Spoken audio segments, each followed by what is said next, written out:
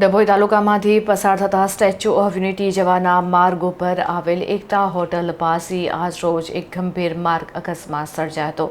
સદનસીબે આ અકસ્માતમાં કોઈ જાનહાનિ નથી થઈ, પરંતુ કારનો કચ્છરઘાણ નીકળી ગયો હતો। માર્ગના ડિવાઈડર પર કલરકામ કરી રહેલી એક ગાડી સાથે પૂરપાટ ઝડપે આવી રહેલી એક કાર ધડાકાભેર અથડાઈ હતી।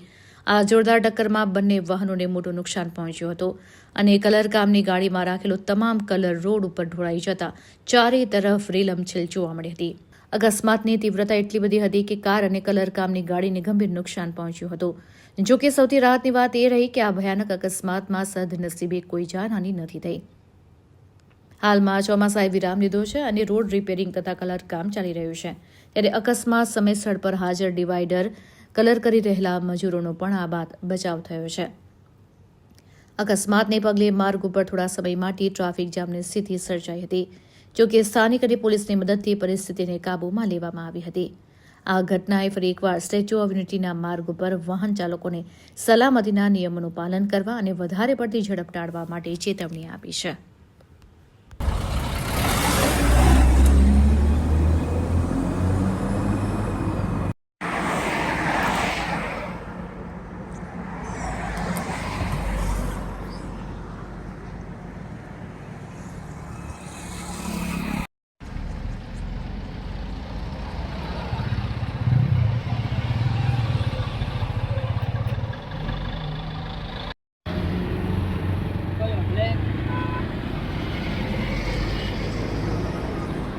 ફરતી કઈ એક હોટલ ને પાસે અમે કામ કર્યા હતા ને ગાડી ઊભી થઈને સેફ્ટી કોન લગાવેલો હતો કે પાછળથી ગાડીવાળો સ્પીડમાં બહુ સ્પીડમાં આવ્યો ને અમારી ગાડીને પાછળ એને ફસાડી દીધી, ઠોકાઈ ગયો। એ તો અમારા માણસો આગળ કામ કર્યા હતા પણ પાછળ એને એટલી સેફ્ટી કોણ હતી તે છતાં ઠોકી મારી તો માણસો આગળ હતા, માણસો હતા તો મરી જતો એને।